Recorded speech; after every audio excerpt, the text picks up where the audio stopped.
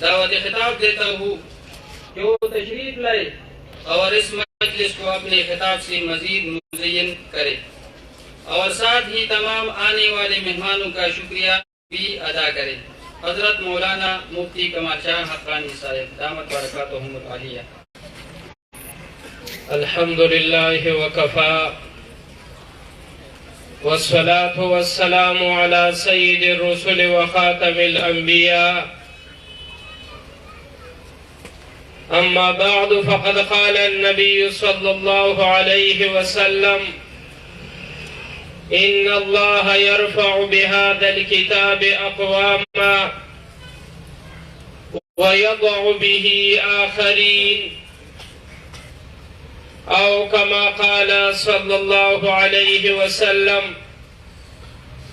शौक़ व मोहब्बत सरा जनाब रसूलुल्लाह सल्लल्लाहु अलैहि वसल्लम बानी दरूद शरीफ व अल्लाहुम्मा सल्लि अला मुहम्मदिन नबिय्यिल उम्मी व अला आलिहि व बारिक व सल्लिम तस्लीमा। ज़मा ढेरो मुहतरमो इज्जतमंदो मशरानो दानन खैस्ता ढेर मुबारक मजलिस कि पे इक़रा रौज़तुल अत्फ़ाल स्कूल शिरपो के मुनक़द शवे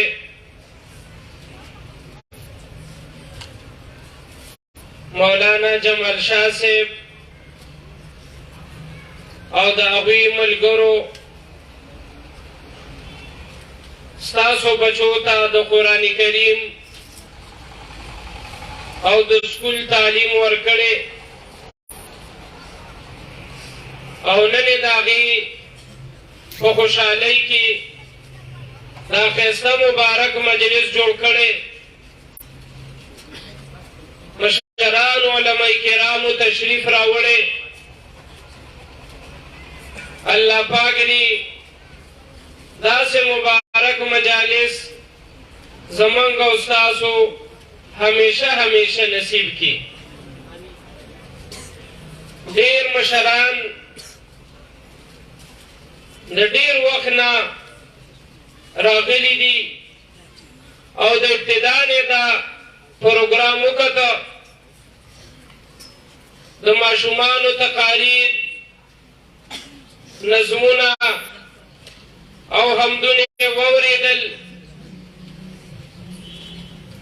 अल्लाह पाक ने दी इदारे था दी स्कूल था नूरम मजीद तरक्की और नसीब की चिनंदा पर तालीमी मैदान के लगिया दी। अल्हम्दुलिल्लाह दस्तासो मुखे तचिनास की दी माशुमान कुरान करीम पर याद करे और गणश में माशुमान कुरान करीम पर नाज़िरा खत्म करे। अल्लाह पाक ने दासे इदारी चागा ज़मन कौम था ज़मन माशुमान था द दीन और द दुनिया द्वार तालीम वर्कई दासे इदारे ने अल्लाह पाक ज़मन टोल वतन के कायमी की और कमी चीज़ें अल्लाह पाक की तरक्की और नसीब की। ज़मा मुहतरमो दा कम तक़सीम चे मन को चे दा दीनी इल्म दे और दा दुनियावी इल्म दे दा तक़सीम पर शरीयत की निश्ता दा टूल दीनी उलूम दी चे सो पूरी द शरीयत खिलाफ नहीं दा टूल दीनी उलूम दी। अल्लाह पाक चे पैगंबर रालीगी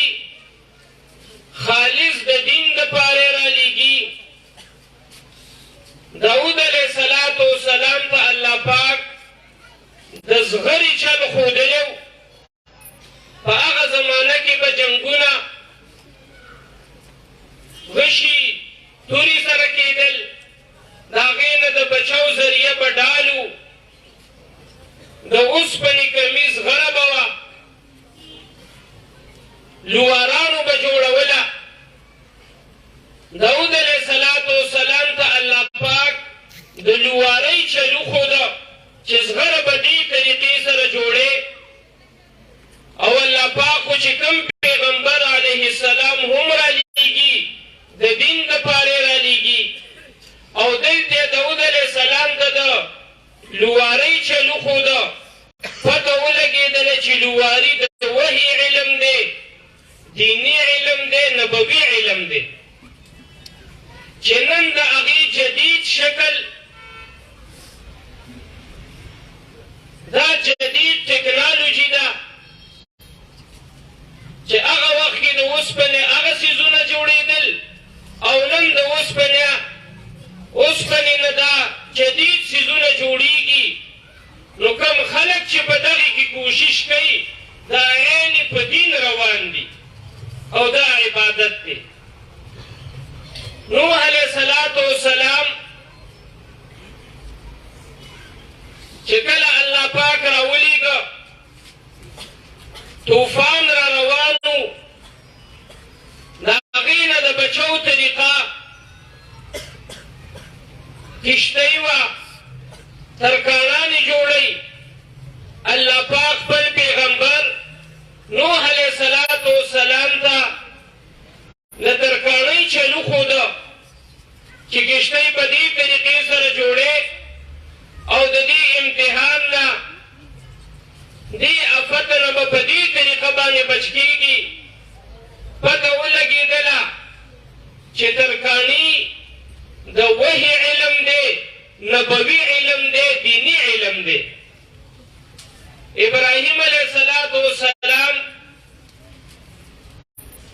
بیت الله شریف جوړو کمرې عمارتونه کورونه ګلکاران جوړی الله پاک ابراهیم علیه السلام ته د ګلکارۍ چلو ښوده چې په دې طریقه به ګټه کړي دومره سایز باندې به دا کمره د بیت الله شریف جوړې او دومره به اوچتې نیغ دیوال به جوړې او الله پاک خپل پیغمبر ته خالص د دین علم ورکوي او دلته ورته د ګلکارۍ چلو ښوده پته ولګېدله دا هم دین دی لہذا هغه ټول فنون هغه ټول علوم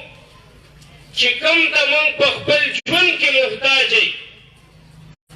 او د هغې نه بغیر یو وطن یو قوم زموږ ژوند نه تېرېږي دا ټول علوم ضروري دي د دې زده کول عبادت دی او په دې کې چې سړی څومره ځان ستړی کړي دا دې په دې خبرې چې په عبادت کې مې ځان ستړی که دغه علوم د جناب رسول الله صلی الله علیه وسلم د راوړي شریعت خلاف استعمالیږي بیا خو خود ګناه ده یو سړی د دین خلاف کوي که دغه فن زده دی او که زده نه دی دا ګناه کوي خو فی نفسه دا ټول علوم دا اسلامي علوم دي دا زده کول او بل ته ښودل دا عبادت دی یو خو هغه علم دی چې کوم په جناب رسول الله صلی الله علیه وسلم نازل دی قرآن او سنت اخو خود د ټولو نه اعلی دی او دغه زموږ غرض دی موږ دنیا کې الله پاک پیدا کړي دقې لئ او دا څومره علوم چې دي دنیاوي فنون دا ټول دغې له پیدا دي موږ ټول دغې له پیدا یي الحمدلله په دې اداره کې د قرآن کریم تعلیم هم په اعلی طریقې سره ورکولی شي او د سکول تعلیم هم په اعلی طریقې کولی شي. تاسو وکتل چې د کوم ماشومانو ستاسو مخې ته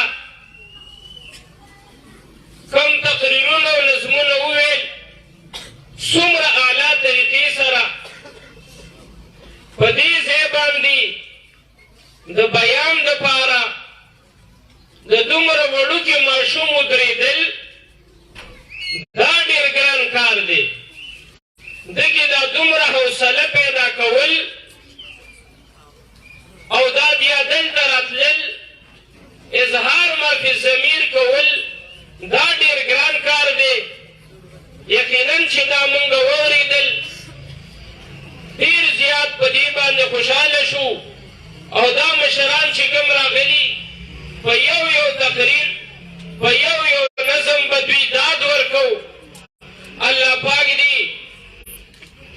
ټولو ته مزید ترقي ور نصیب کړي. محترمو، یو مور او پلار هم دا نه غواړي چې زما بچی دې ضایع شي. په دنیا کې به چېرته یو مور یا یو پلار داسې نه وي چې هغه دا وایي او دا سوچي چې زما دا وړوکی بچی دا دې ضایع شي، دا دې په ورانه لار روان شي، دا دې ګمراه شي، د ده دې نه دنیا زده شي او نه دین. یو مور هم دا نه غواړي، یو پلار هم دا نه غواړي. هر یو دا کوشش کوي چې زما بچی کامیاب شي. خو هوښیار مور او پلار د ابتدا نه صحیح سوچ وکړي او په صحیح لین، په صحیح لارې روان کړي. او ماشوم چې یو ځل روان شو، بیا دا په خپله باندې روان او ترقي کوي. کم مور او پلار، کم والدین چې خپل اولاد له وخت ورکوي،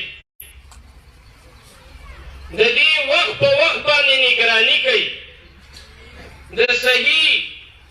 مدرس، د صحیح ټیچر، د صحیح ادارې انتخاب وکړي او خپل ماشوم صحیح ماحول ته راولي، هغه ماشوم په خپله الله پاک هغې کې کامیاب کړي. خو چې کوم والدین خپل بچو نه بې پروۍ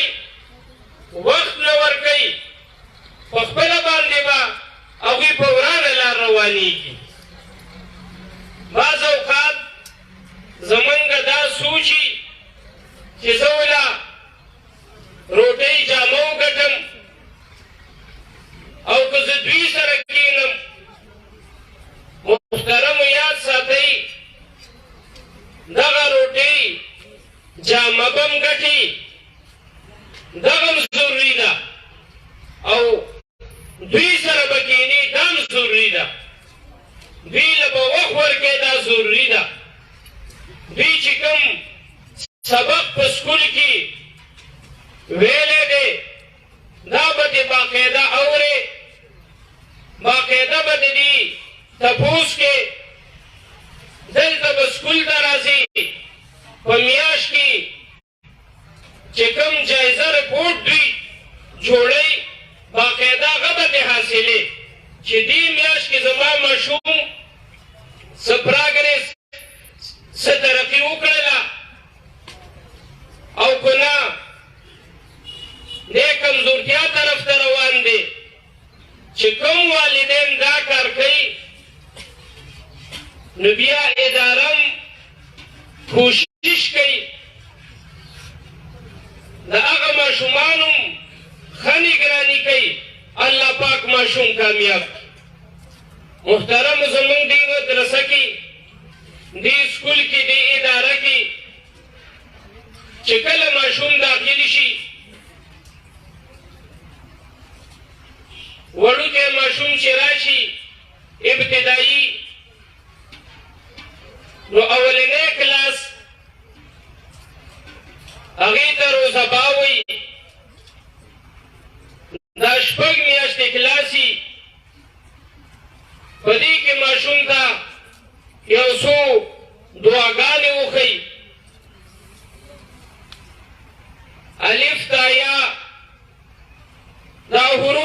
منهجي ورته وښیي A to Z ایک نوالا 50 پورې دا بنیادي او څو څیزونه ورته وښیي. بیا د دې نه بعد دویم کلاس چې شروع کېږي هغې ته روزه جیم وایي.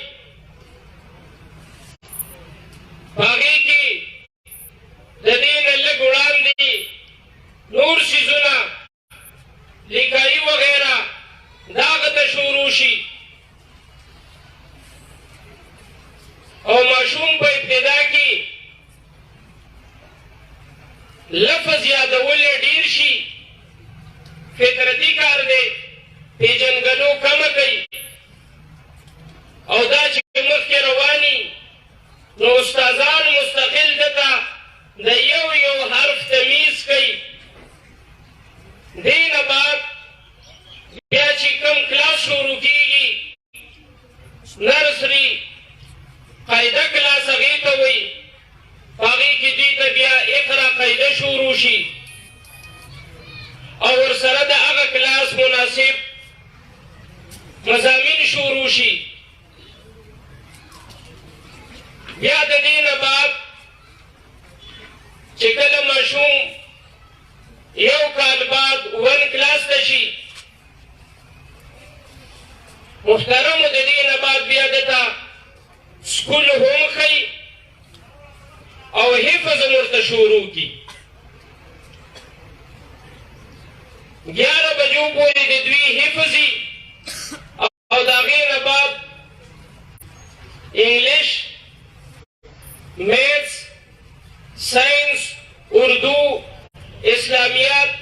دا کتابونه دوی ته ښودلی کېږي. څه ټایم دا حفظ له ورکړي او څه ټایم دغه سکول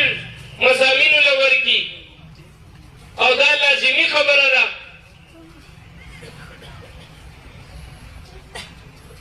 چې وخت نیم شو، نیم وخت په حفظ باندې ولګېد او نیم په سکول باندې. نو ماشوم د دې دوران کې پوره توجه چې څنګه په حفظ وي دغه شان په سکول مضامینو باندې وي. بیا په دې کې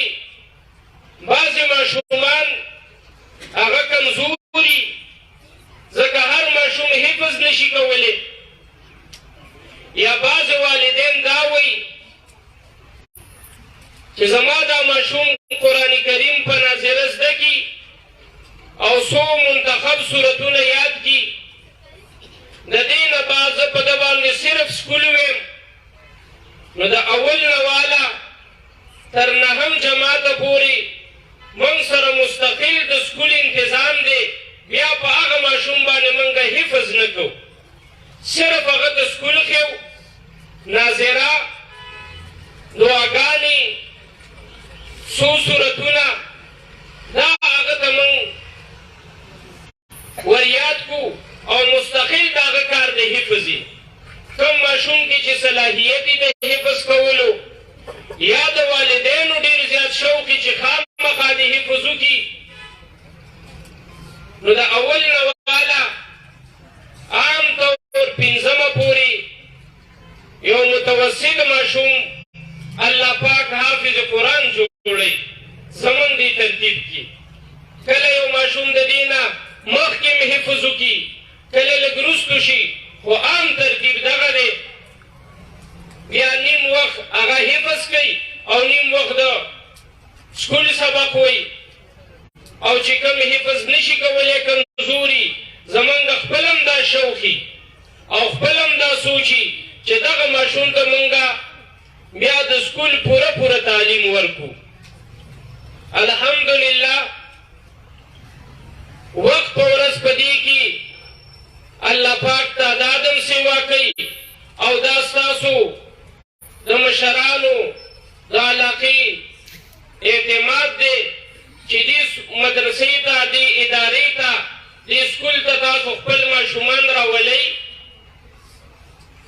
او دا تاسو